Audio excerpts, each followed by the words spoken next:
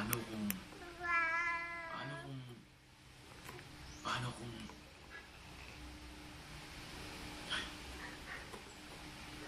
Wala, yun lang.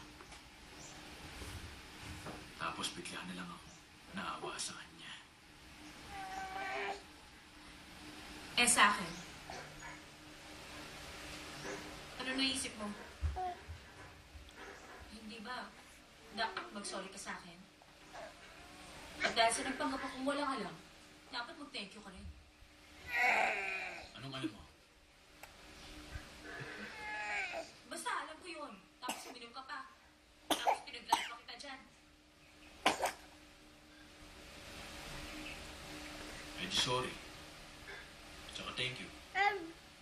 Masaya ka na?